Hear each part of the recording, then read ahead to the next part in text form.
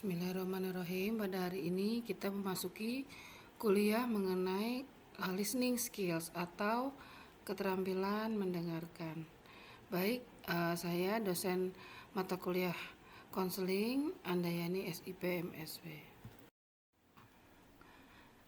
Bagi seorang konselor, keterampilan yang paling penting dalam konseling itu adalah mendengarkan.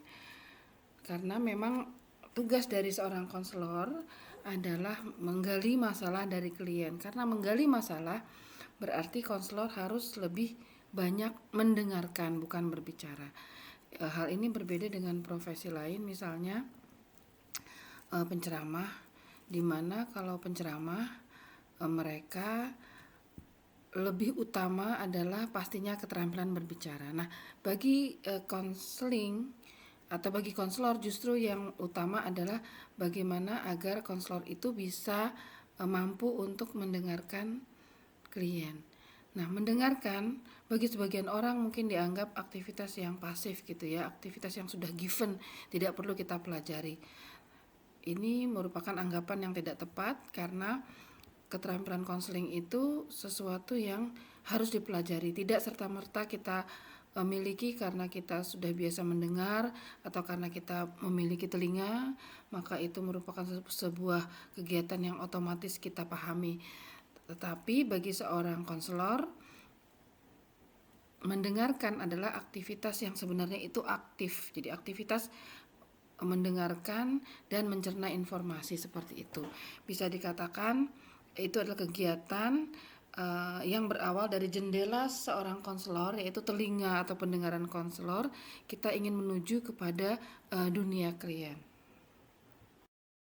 Di sini kita membedakan antara hearing dengan listening. Hearing itu adalah mendengarkan yang pasif ya, mendengarkan yang otomatis. Jadi kalau dalam bahasa Inggris itu dibedakan ya, mendengarkan dengan istilah hearing atau mendengarkan pasif dengan listening. Kalau listening itu dalam bahasa Indonesia mendengarkan yang aktif atau menyimak ya. Nah, apa itu hearing? Hearing itu adalah proses biologis untuk memahami suara. Maksudnya proses biologis adalah karena kita memiliki telinga, maka kita pastinya otomatis akan mendengarkan stimulus-stimulus yang itu berupa suara gitu ya. Itu otomatis seperti itu. Nah, kemudian di sini aktivitasnya dinamakan reception ya, atau penerimaan. Kita akan melakukan penerimaan suara yang masuk ke dalam telinga. Ini merupakan langkah yang penting untuk listening, tetapi ini barulah langkah awal. Ini bukan hearing itu belum listening, tetapi merupakan langkah awal. Nah, kemudian apa itu listening? Listening atau menyimak itu tidak otomatis karena membutuhkan belajar, bukan hanya mendengarkan secara biologis ya, mendengarkan secara pasif, tetapi di situ ada proses yang namanya perception, bukan hanya reception. Kalau reception itu hanya menerima, kalau listening itu seorang konselor melakukan perception atau persepsi, mempersepsi, mengolah kesan, mengolah stimulus sehingga aktivitasnya bukan hanya melibatkan telinga tetapi juga otak, karena di situ kita mencerna informasi-informasi yang kita dapatkan. Listening berarti dengan demikian merupakan proses dinamis untuk mendengar, kemudian memahami, bahkan setelah itu kita harus memaknai apa sih yang kita dengar itu, apa artinya, apa dampaknya misalnya ya, apa yang dialami oleh klien misalnya seperti itu. Nah, di situ juga berarti ada proses untuk menseleksi pesan. Mungkin nanti ada pesan-pesan yang dalam tanda petik penting dan juga dalam tanda petik ada yang kurang penting. Nah, ketika listening itu nanti kita harus memilah-milah pesan mana yang memang harus kita respon atau kita tindak lanjuti. Disebut juga listening itu sebagai aktivitas yang purposif atau bertujuan. Apa tujuannya? Yaitu tadi bukan hanya menerima, kemudian mendengar, tetapi juga menginterpretasikan makna, memberi makna. Nah, apa yang diberi makna oleh seorang konselor yaitu sebuah pesan. Namun bukan hanya pesan berupa kata-kata atau vokalisasi. Vokalisasi itu maksudnya tinggi rendahnya suara yang pastinya memiliki arti yang berbeda. Suara yang tinggi bisa jadi itu karena marah gitu ya, karena emosinya sedang naik dan lain sebagainya. Tetapi juga pesan di sini berupa pesan verbal dan non verbal. Pesan verbal, pesan yang dikatakan, diucapkan, maupun pesan non verbal, pesan yang tidak diucapkan tetapi itu merupakan pesan yang bisa kita pahami. Misalnya simbol-simbol gerak tubuh klien, warna pakaian klien, dan lain sebagainya. Nah, untuk melakukan good listening, tetap seorang konselor itu membutuhkan good hearing ya, atau pendengaran yang baik. Nah, jadi pendengaran yang baik merupakan prasyarat untuk terjadinya good listening. Bagaimana caranya agar seorang konselor memiliki good hearing? Yang pertama adalah pikiran konselor yang tidak terbebani. Konselor ketika melakukan konseling harus memiliki pikiran yang fresh gitu ya, yang plong gitu ya, tidak sibuk oleh urusan pribadi. Nah, namun pastinya seorang konselor sebagai seorang manusia itu memiliki persoalan-persoalan dan itu wajar ya. Tapi ketika konseling, seorang konselor itu harus memastikan bahwa pikiran konselor pada saat itu adalah untuk klien, untuk mendengarkan klien. Nah, yang kedua prasyaratnya adalah badan seorang konselor yang tidak sibuk, tidak gelisah. Ketika konseling itu seorang konselor harus fokus ya, karena ketika badan seorang konselor itu sibuk bergerak, misalnya tangannya, kemudian kakinya goyang-goyang, tangan garuk-garuk kepala, itu akan sangat mengganggu seorang klien, karena klien akan merasa konselor itu kurang fokus, dan itu pun juga pasti akan membuat si konselor sendiri kelihatan gelisah. Nah, tantangan yang dialami oleh seorang pekerja sosial adalah klien yang datang kepada seorang konselor itu sangat terpengaruh oleh bagaimana ekspresi dari pekerja sosial. Kalau pekerja sosial kelihatan bersemangat, maka pastinya lambat laun seorang klien itu juga akan menjadi bersemangat begitu ya. Kalau pekerja sosial atau konselor itu gelisah, klien juga akan ikut-ikutan gelisah. Tapi kalau pekerja sosial itu tenang, maka hal itu dapat menenangkan klien.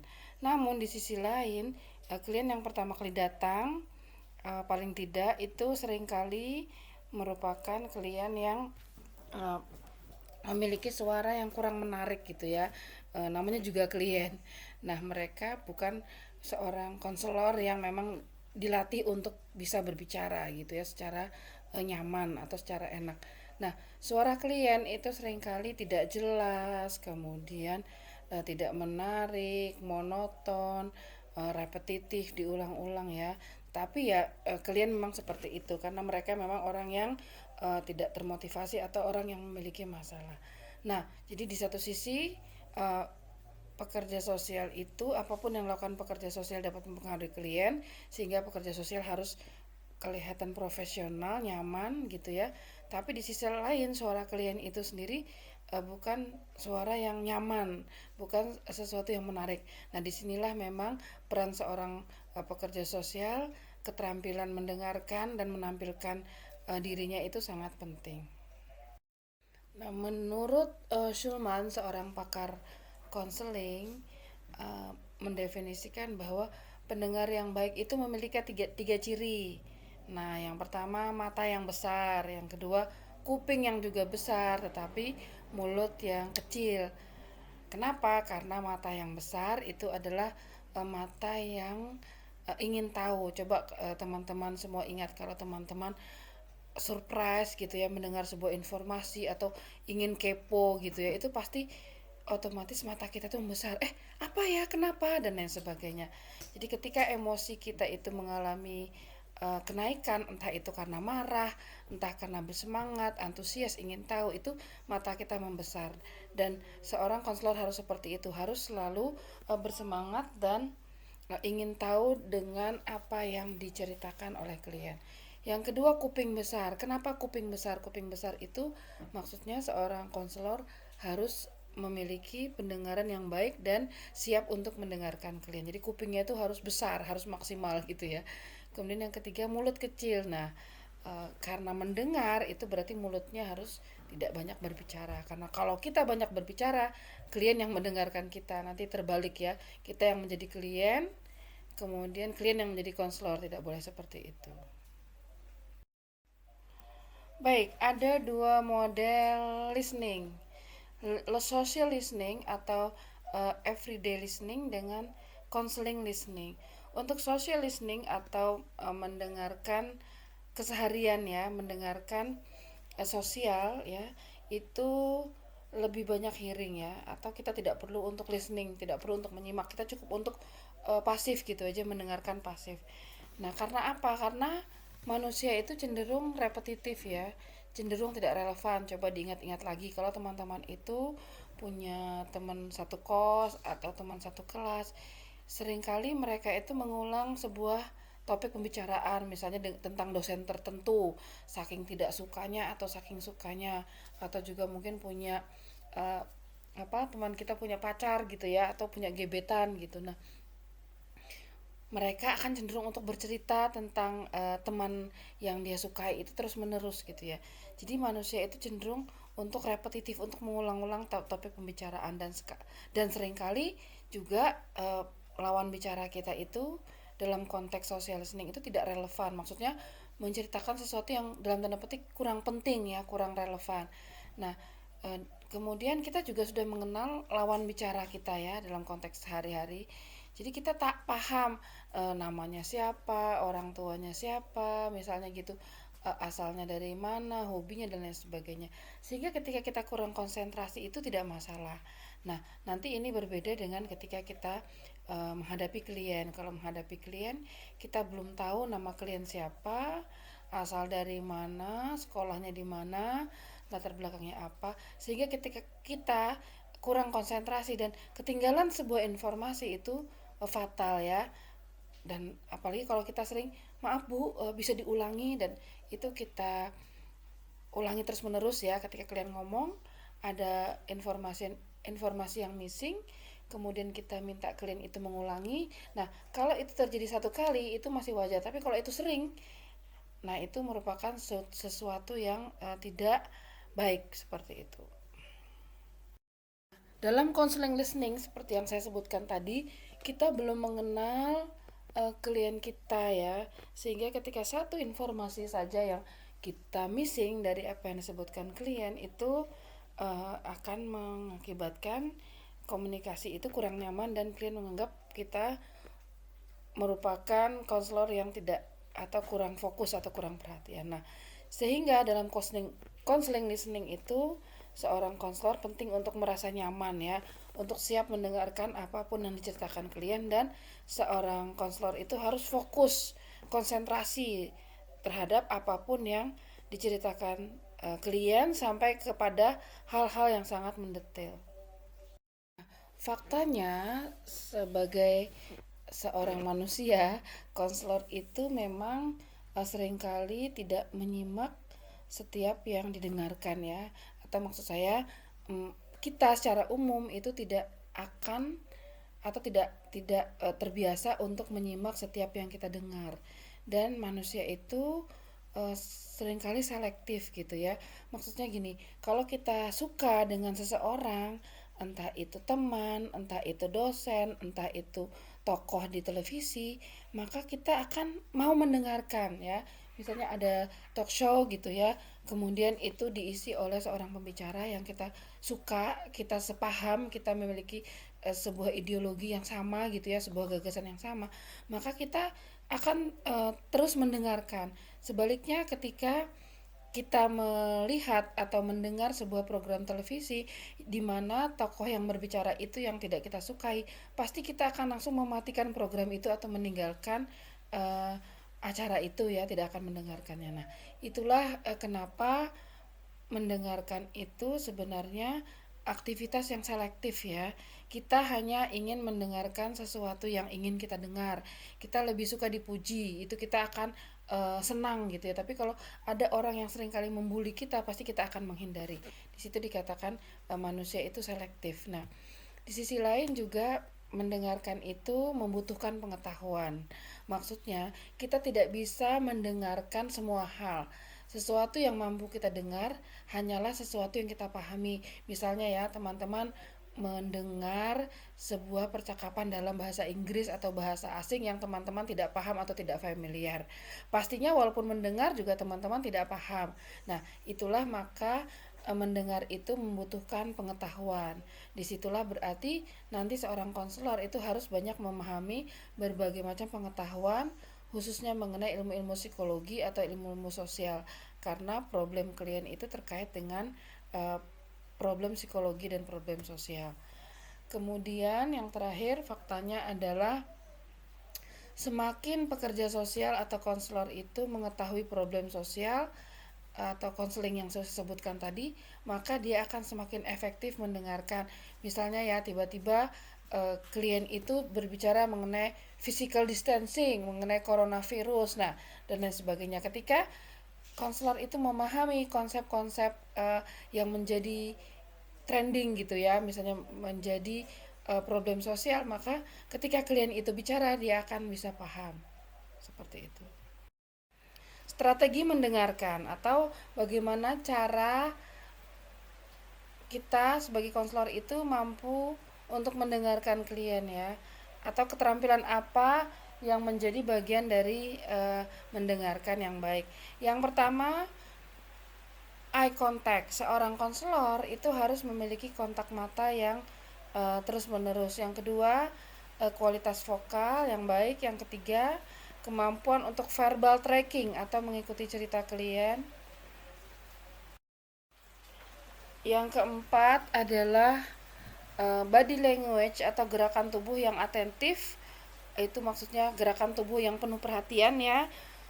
Kemudian yang otentik, yang apa adanya sesuai dengan kepribadian kita. Kemudian pentingnya perhatian yang selektif dan penggunaan diam. Nah, eye contact atau kontak mata. Kontak mata di sini adalah maksudnya kita menjaga kontak mata kita dengan mata klien. Jadi kita bertatapan kepada klien. Tatapan mata yang dimaksud adalah tatapan mata yang penuh perhatian atau fokus ya. Jadi kita tidak membuang pandangan mata. Kita mungkin klien ngomong, kita sambil melihat ke arah lain, itu bukan itu ya. Yang dimaksud adalah mata kita bertatapan dengan mata klien. Nah, tetapi pastinya bukan juga tatapan yang menusuk atau melotot gitu ya. Kalau dalam bahasa Inggris itu staring. Tapi tatapan mata yang nyaman, teduh, tapi tetap fokus kepada mata klien. Nah, catatannya untuk orang bule terutama ya, ketika kita melakukan konseling, pasti kita harus betul-betul melihat mata bule itu ya sebagai lawan bicara kita. Karena orang bule itu di dalam konteks social listening atau dalam konteks sehari-hari pun mereka sangat memperhatikan tatapan mata ya, apalagi dalam konseling. Mungkin beda dengan orang Asia. Kalau orang Asia ketika konseling itu sesekali kita melepaskan tatapan mata masih tidak masalah, namun secara umum tetap kita harus melakukan eye contact dengan klien. Nah, yang kedua strateginya adalah memiliki kualitas vokal. Jadi kualitas vokal kita itu harusnya volumenya adalah sedang, tidak usah terlalu tinggi ya suara kita, karena mungkin kalau terlalu tinggi juga kesannya terlalu heboh gitu kan. Tetapi volumenya yang sedang, karena kita berbicara hanya dengan lawan bicara kita di depan kita, tidak usah suara yang terlalu besar gitu ya. Kemudian intonasi atau tinggi rendah suara, jangan sampai intonasinya juga terlalu tinggi, melengking gitu ya, kesannya nanti kayak orang marah. Ya yang sedang-sedang aja lah, yang biasa mungkin seperti suara saya ini ya, atau teman-teman mungkin juga punya style yang berbeda, tetapi saya pikir kurang lebih kita paham ya bagaimana yang disebut sebagai volume atau intonasi yang sedang seperti apa. Kemudian yang ketiga adalah verbal underlining. Kualitas vokal kita itu melakukan penekanan pada kata-kata tertentu. Kita harus ekspresif. Jadi kalau ngomong, kalau bicara Misalnya kita bilang tidak itu ya tidak gitu ya. Kalau iya itu ya iya. Jadi ada verbal underlining, ada penekanan pada kata-kata tertentu yang memang itu penting. Kita harus ekspresif, jangan datar gitu ya atau dingin atau monoton. Baik, untuk verbal tracking atau verbal following, maksudnya seorang konselor itu mengikuti cerita klien ya dengan memberikan respon-respon yang pendek. Misalnya di sela-sela cerita klien itu konselor me- memberikan komentar misalnya, oh iya bu, iya ya saya paham, sambil mengangguk sambil tersenyum, kemudian ya ya ya baiklah, atau misalnya ya bu saya paham saya tahu, oh iya bu begitu ya bu ya iya ya oke oke. Nah, hal-hal seperti itu disebut sebagai verbal tracking atau verbal following, yaitu keterampilan atau strategi yang dilakukan konselor melalui respon-respon pendek yang memperlihatkan bahwa konselor itu melakukan verbal tracking atau mengikuti cerita klien. Baik, strategi selanjutnya adalah atentif dan authentic body language. Body language artinya bahasa tubuh atau gerak-gerik tubuh. Kemudian atentif artinya penuh perhatian dan autentik artinya asli. Nah, apa itu autentik dan atentif body language? Yang pertama, atentif body language atau bahasa tubuh yang penuh perhatian, yang fokus gitu ya. Di seorang konselor atau pekerja sosial itu harus memperlihatkan bahasa tubuh yang fokus kepada klien, ada untuk klien, total untuk klien, totalitas di situ. Bukan bahasa tubuh yang gelisah gitu ya, sebentar-sebentar lihat HP, sebentar-sebentar lihat jam tangan, garuk-garuk kepala. Jadi itu semua memperlihatkan gerakan tubuh yang gelisah, yang tidak fokus. Nah, di sini pekerja sosial harus uh, body language-nya betul-betul tenang gitu ya, tenang dan kelihatan konsentrasi. Nah, yang kedua, body language yang otentik. Otentik artinya asli. Apa yang dimaksud asli? Maksudnya adalah bahasa tubuh yang alamiah itu ya, yang alamiah yang tidak dibuat-buat sesuai dengan kepribadian klien. Jadi kalau memang klien itu kelihatan kalem gitu ya, orangnya kelihatan apa ya, lemah lembut ya, silahkan untuk melakukan ekspresi yang seperti itu. Tapi kalau klien itu memang orangnya tegas, cenderung orang yang asertif, ya tidak masalah gitu ya. Jadi maksudnya ketika seorang konselor itu menampilkan bahasa tubuhnya itu jadilah diri sendiri gitu ya, tidak harus dibuat-buat, walaupun tetap dalam konteks bahasa tubuh yang penuh perhatian itu saja. Nah, selanjutnya adalah strategi selective attention ya. Jadi pastinya ketika seorang konselor itu mendengar sesuatu tidak hanya pasif gitu ya. Oh iya iya baik, tetapi ada respon-respon selanjutnya yang kelihatan kalau kita itu memperhatikan ya. Kita menindaklanjuti misalnya dengan pertanyaan. Nah, jadi sekali lagi bukan hanya kita pasif tetapi memberikan perhatian yang selektif ya, merespon hal-hal yang spesifik, kita melakukan seleksi yang terkait dengan cerita klien ya. Nah, misalnya selective attention itu ketika klien cerita cukup panjang lebar, kemudian seorang konselor melakukan selective attention dengan pertanyaan, oh ya bu maaf bu, kita bagian terakhir dari cerita ibu tadi sangat menarik, bisa tidak kita bercerita, ibu bercerita lebih lanjut bagian yang terakhir tadi, misalnya seperti itu. Yang kedua misalnya kita merespon seorang klien dengan kata-kata, oh iya bapak senang memancing, bapak memancing di mana. Nah, dua hal tadi ya, kita melakukan selective attention. Jadi bukan hanya kita mendengar, tetapi kita akan berfokus pada sebuah aspek atau sebagian aspek dari cerita klien dengan menindaklanjuti dengan kata-kata tertentu sehingga kelihatan bagaimana kita fokus seperti itu.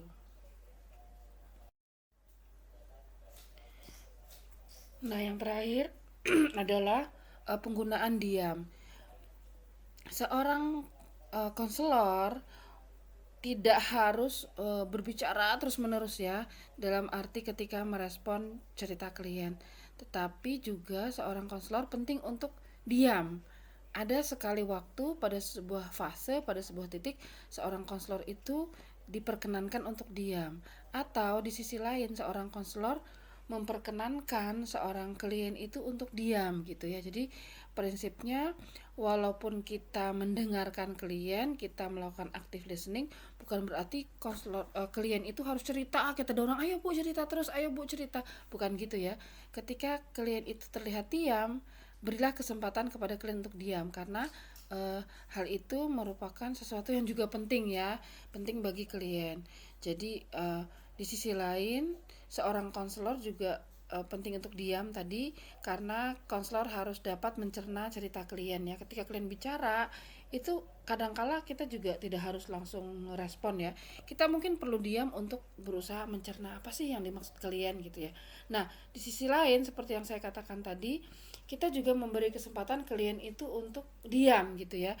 Jadi ketika klien itu diam beberapa detik, itu tidak usah kita paksa, ayo Bu kok Ibu diam sih. Tidak usah seperti itu ya.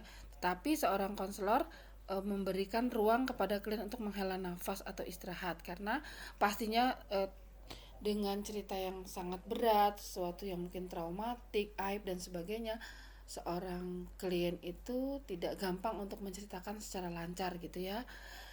Dia penting untuk mencari kata-kata yang tepat, atau mungkin dia harus menghela nafas, dia harus berpikir sejenak, dan atau untuk mengingat-ingat apa yang sudah dialaminya. Jadi penggunaan diam di sini penting bagi konselor maupun pastinya yang lebih penting lagi adalah untuk klien itu sendiri. Nah, baik teman-teman, dari apa yang sudah kita bahas tadi dapat disimpulkan bahwa untuk menerapkan listening skills atau keterampilan listening itu terkait dengan beberapa aspek atau beberapa strategi. Yang pertama, mendengarkan yang baik itu berarti kontak mata yang kita pertahankan ya. Kita selalu mata kita memperhatikan mata klien, atau mata kita berhadapan dengan mata klien. Yang kedua, kualitas vokal itu volume maupun intonasi suara itu sedang ya. Kemudian yang ketiga, penekanan pada kata tertentu atau verbal underlining. Kita ekspresif. Jadi ketika mungkin emang kata-kata itu penting, itu kita tekankan ya, mungkin kita ulangi, mungkin kita keraskan. Misalnya tidak itu ya dengan kata-kata tidak, iya juga iya, misalnya seperti itu. Yang keempat, melakukan respon pendek mengikuti cerita klien atau verbal following, misalnya, oh iya Bu, baik. Oh iya Bu, saya paham. Oh baik Bapak, saya memahami. Oh begitu ya Pak ya. Oh oke oke baiklah, misalnya seperti itu. Nah kemudian strategi yang kelima, body language yang penuh perhatian, fokus, tidak banyak sibuk, tidak banyak bergerak, tapi juga otentik sesuai dengan kepribadian kita, apa adanya dan tidak dibuat-buat. Yang keenam, perhatian selektif. Jadi ketika kalian itu bercerita, seorang konselor akan menindaklanjuti dengan pertanyaan-pertanyaan yang berfokus pada cerita klien yang spesifik. Misalnya, oh iya Bu, yang sangat menarik apa yang Ibu ceritakan yang terakhir, bagaimana kalau itu kita dalami lagi. Jadi seorang konselor itu kelihatan memperhatikan dengan adanya pertanyaan-pertanyaan lanjutan seperti itu. Nah yang ketujuh, penggunaan diam. Jadi baik seorang konselor maupun klien itu diperkenankan untuk diam sejenak dalam konseling, karena itu sangat perlu, baik sebagai bagian dari cara kita untuk mengingat-ingat memori kita untuk kita ceritakan, atau juga kita berpikir kata-kata apa yang tepat untuk mengekspresikan, atau mungkin cara kita untuk mencerna cerita dari lawan bicara kita sehingga kita perlu untuk diam. Baik teman-teman sekalian, itulah strategi listening skill, semoga bermanfaat. Terima kasih.